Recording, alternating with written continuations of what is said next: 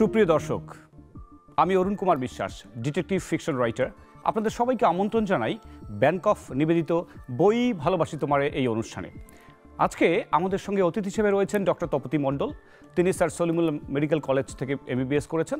তারপর অস্ট্রেলিয়ার Melbourne the Austin hospital থেকে মলিকুলার অ্যান্ড কার্ডিয়াক ইমেজিং বিষয়ে ফেলোশিপ সম্পন্ন করেন এবং তিনি নিউক্লিয়ার মেডিসিন নিউক্লিয়ার কার্ডিওলজি বিভাগের প্রধান হিসেবে কর্মরত রয়েছেন। ডক্টর তপতি মণ্ডল, আপনাকে স্বাগত জানাই। ভালো আছেন? ধন্যবাদ। হ্যাঁ, ভালো আছি। ভালো আছেন? আমরা শুরুতেই আপনারা জানেন যে এই অনুষ্ঠানটি মূলত বইয়ের অনুষ্ঠান, বই বিষয়ক আড্ডার অনুষ্ঠান।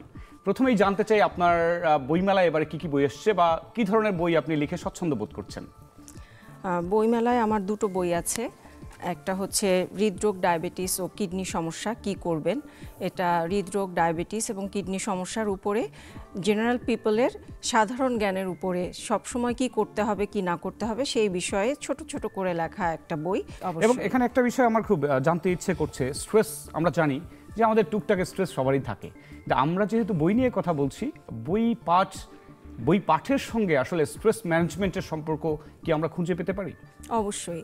আমরা প্রতিদিনের যে স্ট্রেসফুল লাইফ লিড করি সেখান থেকে রিলিফ পাওয়ার একটা প্রধান উপায় হচ্ছে বই পড়া। বই পড়লে আমাদের ব্রেনটা কুল হয় এবং বিভিন্ন ধরনের হরমোন নিঃসৃত হয় শরীরে, যেটা আমাদেরকে স্ট্রেস থেকে রিলিফ পেতে সাহায্য করে। বই একটা অনেক ভালো সঙ্গী স্ট্রেস থেকে মুক্ত হওয়ার জন্য এবং স্ট্রেসফুল না হওয়ার জন্য। বইয়ের সঙ্গে থাকলে যেটি হয় যে কিছুক্ষণের জন্য হলেও আমরা কিন্তু ভিন্ন একটা জগতে হারিয়ে যেতে পারি। অবশ্যই। মানুষের যে কল্পনার জগৎ সেটাকে উদ্দীপিত করে বই, এবং এটা আমাদের জীবনের জন্য, সুন্দর জীবনের জন্য খুবই প্রয়োজন। আমাদের যদি কল্পনা উদ্দীপিত না থাকে তাহলে আসলে ওই যে একটা রোবোটিক লাইফ, সেটা আসলে লাইফ না। মিউজিকও কিন্তু আমাদের ব্রেনকে খুব কুল করে এবং আমাদেরকে শান্ত থাকতে সাহায্য করে। আর একটা আছে পেট, মানে পেট বলতে পোষা প্রাণী। পোষা প্রাণী আমরা যদি বাসায় আমাদের একটা যে কোনো পাখি বা যে কোনো বিড়াল, কুকুর বা যে কোনো কিছু থাকে, এই পোষা প্রাণীও কিন্তু আমাদেরকে স্ট্রেস থেকে মুক্ত হতে অনেক সাহায্য করে। এবং আমি সম্প্রতি পড়েছি যে নেদারল্যান্ডসে একটি শব্দই আছে ডাচ ভাষায়, যে নিক্সেন মানে ডুইং নাথিং, অর্থাৎ কিছুই করছি না, মানে এমন কিছু করছি যেটার হয়তো বস্তুমূল্য নেই কিন্তু স্ট্রেস ম্যানেজমেন্টে খুব হেল্প করে। হয়তো প্রকৃতির মধ্যে হারিয়ে যাওয়া, মাছ ধরা, একটা পছন্দের গান শোনা কিংবা বই পড়া। আমি আবার সেই বইই ফেরত আসছি। আচ্ছা, আপনি জানতে চাই, আপনি লেখক, যেহেতু প্রচুর পঠন পাঠন রয়েছে, ডিটেকটিভ নিয়ে আমরা একটু গল্প করতে চাই। আসলে এ ব্যাপারে আপনার শৈশব, কৈশোর এবং বর্তমান সময়ে গোয়েন্দা সাহিত্য আপনাকে কিভাবে আপনার কাছে ধরা দেয়? শৈশব বা কৈশোরে তখন আমাদের সময়ে গোয়েন্দা বলতে ছিল 3 গোয়েন্দা, রকিব হাসানের 3 গোয়েন্দা, এবং তারপরে আরেকটু বড় হয়ে আমরা পেয়েছি সত্যজিৎ রায়ের ফেলুদাকে।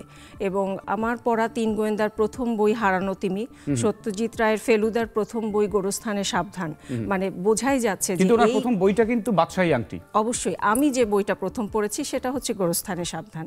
এখন এই যে নামগুলো আমার মনে আছে কেন? কারণ বইগুলি আমার মনে এতখানি ছাপ ফেলেছে যে এতদিন পরেও আমার সেই স্মৃতিটা আমি ভুলতে পারিনি। আচ্ছা, আরেকটা জিনিস যেটা আপনি বলছিলেন যে স্ট্রেস, আমি আবার আমার বইয়ে ফেরত আসি। স্ট্রেস ম্যানেজমেন্টের জন্য কিন্তু এই যে ডিটেকটিভ বই পড়া, এটা খুব উপযোগী। আচ্ছা, আপনি কি জানেন যে আপনার সামনে একজন জলজান্ত ডিটেকটিভ এবং ডিটেকটিভ রাইটার বসে আছে? অবশ্যই। ডিটেকটিভ অলোকেশ রয়, কফি কোহলিক, কফি না খেলে যার মগজ খোলে না। হ্যাঁ, এবং আরেকটি কথা আমি এর আগেও কোথাও বলেছি যে কফি কিন্তু লেখকদের খুব বেশি তাড়িত করে। এবং আর্নেস্ট হেমিংওয়ে, আপনি জানেন the old man and the sea, এই বইয়ের লেখক, এবং তিনি 1954-এ কিন্তু উনি নোবেল পুরস্কার পেয়েছেন। উনি এতটাই কফি প্রেমিক ছিলেন যে একটা ব্লেন্ড, একটা কফির একটা তৈরি হয়ে গিয়েছে ব্লেন্ড, যেটা কিনা হেমিংওয়ে ব্লেন্ড। এবং উনি ফ্রান্সে বসে প্রচুর কফি খেতেন।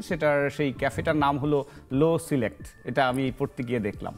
কফির আর কি গুণাগুণ আছে যদি আমরা একটু জানতে চাই? আমিও খুব কফি খেতে পছন্দ করি।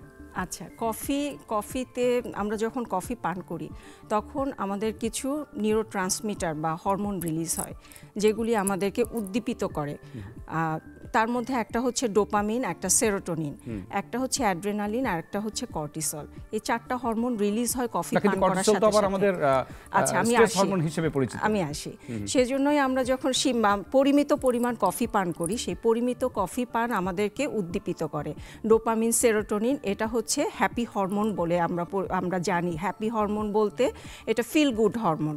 তো কফি যখন আমরা পরিমিত পরিমাণে পান করি তখন সেটা আমাদের একটা ফিল গুড ফিলিংস আরেকটা জিনিস আমি যোগ করতে চাই, কফি মানে একাকি খাওয়ার চেয়ে যখন মানুষ দুজন মিলে খায় তখন কফির সঙ্গে কিন্তু একটা মানে আন্তঃযোগাযোগ, দুজন মিলে আড্ডার আমেজে যখন কফি খায় সঙ্গে একটা বই, আমি মনে করি এটার আমেজটাই আলাদা। অবশ্যই আপনি যত সুখাদ্য হোক, সুপানীয় হোক, সেটা অতিরিক্ত হলে কিন্তু তখন শরীরের জন্য নেতিবাচক একটা প্রভাব বিস্তার করতে পারে। আমরা একটু বইমেলার দিকে ফিরতে চাই। বইমেলায় আমরা প্রতি বছর যাই, এবারও মেলা শুরু হয়ে গিয়েছে, প্রাণের মেলা, 21শে বইমেলা। আপনার কি অভিব্যক্তি বা কেমন লাগছে বইমেলায় গিয়ে, বা কি প্রত্যাশা বইমেলার কাছে? আসলে বইমেলার জন্য সারা বছর অপেক্ষা করে থাকি, সেই ছোটোবেলা থেকে। ছোটোবেলায় সারা বছর ধরে টাকা জমাতাম একটু একটু করে, যে বইমেলায় গিয়ে পছন্দের বইটি কিনবো। সেই অভ্যাসটা এখনও আছে। বইমেলায় যাই, সারা বইমেলা ঘুরে টুরে হয়তো শেষের দিকে আমার পছন্দের বইটি কিনি। তো সব সময়ই আমার একটা পছন্দের তালিকায় থাকে ডিটেকটিভ। এখানে আমি একটা বই দেখতে পাচ্ছি, একটি খুনের প্রস্তাব। এটাও পাঞ্জেরি থেকে এসছে। নামটাও সুন্দর এবং প্রচ্ছদটাও অনেক সুন্দর, আই ক্যাচিং। এবং আমি জানি, আমি এই বইটা অলরেডি পড়েছি, এটার ভিতরের যে কন্টেন্ট সেটাও আমাদেরকে উদ্দীপিত করবে। যেমন কফি খেলে আমরা উদ্দীপিত হই, সেরকম এই বইটি পড়েও আমরা উদ্দীপিত হতে পারি। এবং আরেকটা জিনিস আমি এই সাথে বলে নিতে চাই, যে ডিটেকটিভ বই, হ্যাঁ, ডিটেকটিভ বই যখন আমরা পড়ি, এটা হচ্ছে একটা ম্যাগাজিন আছে যেটাকে রাইটার্স ব্লক ম্যাগাজিন বলে। সেইখানে একটা রিসার্চ পেপার পাবলিশড হয়েছিল, সেখানে লেখা আছে যে আমরা যখন ফিকশন পড়ি, তার মধ্যে যেমন থ্রিলার আমাদেরকে যেমন উদ্দীপিত করে, সেরকম যখন আমরা গ্যাংস্টার পড়ি সে সময় আমাদের ভিতরে অ্যাঙ্গার রাইজ করে। বাট যখন ডিটেকটিভ পড়ি তখন এই ডোপামিন এবং সেরোটোনিন রিলিজ হয়, যেটা ফিল গুড হরমোন, একটা যুক্তি মনস্কতা তৈরি হয়। অবশ্যই যখন আমরা চিন্তা করি, কোরিলেশনের এই ব্যাপারটা চলে আসে এবং আমরা তখন একটা যুক্তি মনস্ক দিকে যেতে পারি। যেটা হতে পারে আমার ধারণা, যেহেতু মস্তিষ্কের একটি পার্টিকুলার সাইড যেটি কিনা লজিক্যাল থিঙ্কিং এর জন্য আসলে ব্যবহৃত হয়, সেই অংশটি যেহেতু জাগ্রত হয়, আমার ধারণা এটা যেটা বিভ্রান্তিমূলক যে অসুখগুলো আছে, যেমন আলঝেইমার্স, সিজোফ্রেনিয়া, আমার মনে হয় সেসব ক্ষেত্রেও কিন্তু উপকারী হতে পারে। অবশ্যই। এবং এখন ওয়ার্ল্ডের যে ক্যাওটিক সিচুয়েশন, এটার কিন্তু একটা মেইন কারণ যে আমরা যুক্তি মনস্ক না, আমরা হুইমসে চলি। এই হুইমস থেকে বের হয়ে আসার জন্য খুব বেশি কাজ করছে। ইয়েস, একেবারে এক্স্যাক্টলি। সো লেখক পাঠক এই দুজনের মধ্যে যে মেল বন্ধন, আমি মনে করি পাঠকের কিছু দায়িত্ব রয়েছে। পাঠককেও একটু বিচার্য একটা অবস্থানে যেতে হবে যে উনি কোন বই পড়বেন। এবং ভালো বই, যেটা ওমর খৈয়াম বলেছেন যে একটি বই অনন্ত যৌবনা যদি তেমন বই হয়। সো আমাদের কোট আনকোট এই তেমন বইয়ের দিকে মনে হয় নজর দেওয়া উচিত নাকি?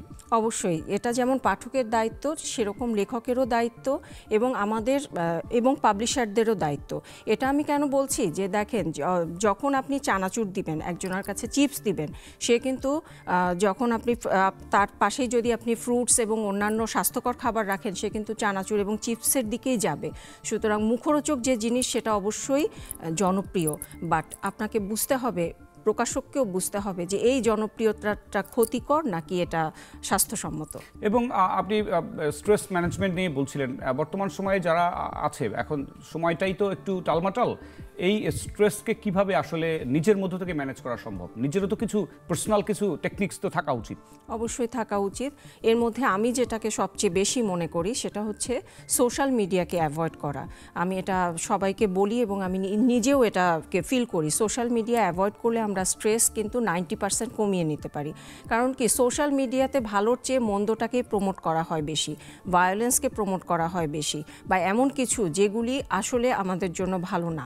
সুতরাং আমরা যদি সোশ্যাল মিডিয়াকে অ্যাভয়েড করতে পারি, অথবা সেটা সীমিত সময়ের জন্য, তাহলেও কিন্তু আমরা স্ট্রেস থেকে দূরে থাকতে পারি। আমার অভিজ্ঞতায় দেখেছি সোশ্যাল মিডিয়ার মোটামুটি একটা উল্লেখযোগ্য সংখ্যক কন্টেন্ট সেটা কিন্তু মিথ্যায় ভরপুর এবং লোক দেখানো। এবং আমার ধারণা এটা কনকোয়েস্ট অফ হ্যাপিনেস গ্রন্থে কিন্তু আমাদের বার্ট্রান্ড রাসেল বলেছেন যে আমরা আনহ্যাপি এই জন্য নয় যে আমাদের কম আছে, আমরা আমাদের নেইবারকে আউটশাইন করতে চাই। এবং মজার ব্যাপার যে মিথ্যামিথ্যি কিছু বিষয় দিয়ে কিন্তু ফেসবুক অন্য জায়গায় সয়লাভ থাকে যে আমার এই আছে ওই আছে, এটা একজনকে ব্যাকফুটে ফেলে দেয়। দুজনেই মিথ্যাচার করছেন, কিন্তু দুজনেই আবার একইভাবে ক্ষতিগ্রস্ত হচ্ছেন। তার কাছে এক ধরনের হাহাকার, না পাওয়ার একটা বেদনা এগুলো তৈরি হয়। সোশ্যাল মিডিয়ার জন্য অনেকটাই দায়ী নাকি? অবশ্যই, কারণ আমরা কি মানুষকে দেখাতে চাই আমাদের ভালোটা, মন্দটাকে পিছনেই রাখতে চাই। সোশ্যাল মিডিয়া যেহেতু দেখানোর জিনিস, সুতরাং সেখানে আমি আমার সর্বোচ্চ যেটা ভালো সেটাই প্রদর্শন করব। এবং তখন আমার পাশে যে বসে আছে বা সোশ্যাল মিডিয়া ব্যবহার করছে সে কিন্তু আমার ওই ভালোটাই দেখছে, পিক করছে, মনে করছে যে এত সুখী, এত ভালো, কিন্তু তার পিছনে যে একটা দুঃখ ব্যথার কাহিনী থাকতে পারে সেটা কেউ চিন্তা করে না। এবং সেই সময়ই এই যে না পাওয়ার বেদনাটা বড় হয়ে দাঁড়ায় এবং আমরা একটা স্ট্রেসফুল কন্ডিশনে চলে যাই। এবং এটা খুবই দুর্ভাগ্যজনক যে মানুষের যে এই যে কনসেন্স তার কতটুকু পাওয়া উচিত, এবং এটা তো গৌতম বুদ্ধ খুব রাইটলি বলেছেন যে ডিজায়ার কিলস হ্যাপিনেস। এবং একজন তার কাছে এসেছিল যে আমি তো সুখী হতে চাই, আই ওয়ান্ট হ্যাপিনেস। তখন গৌতম বুদ্ধ বললেন যে আই মানে আমিত্ব, এটাকে বাদ দিতে হবে, অ্যান্ড আই ওয়ান্ট মানে চাহিদা, ডিজায়ার, এটাকেও বাদ দিতে হবে, what is remaining is happiness. অর্থাৎ আমি যদি যৌক্তিক বিন্যাস নিজের মধ্যে ধারণ করি যে আমার যোগ্যতা কী, এর বিনিময়ে আমার কতটুকু পাওয়া উচিত, অমুকে পেরেছে বলে আমাকে পারতেই হবে, দ্যাটস নট দ্য ইস্যু। যে আমরা চাই যে আসলে গতকালকের আমির থেকে আমরা কতটা ছাপিয়ে যেতে পারি। আপনাকে অশেষ ধন্যবাদ। আমরা আমাদের আজকের শোয়ের শেষ পর্যায়ে চলে এসেছি এবং আমি আমার পাঠকদের জন্য একটাই কথা বলতে চাই, গোয়েন্দা বই পড়ুন, অন্যান্য বইও পড়ুন, বইয়ের সঙ্গে থাকুন, কারণ বই আমাদের জন্য অনিবার্য। আবার দেখা হবে অন্য কোনো পর্বে। আজকের পর্ব এখানে ইতি টানছি। সবাই ভালো থাকবেন।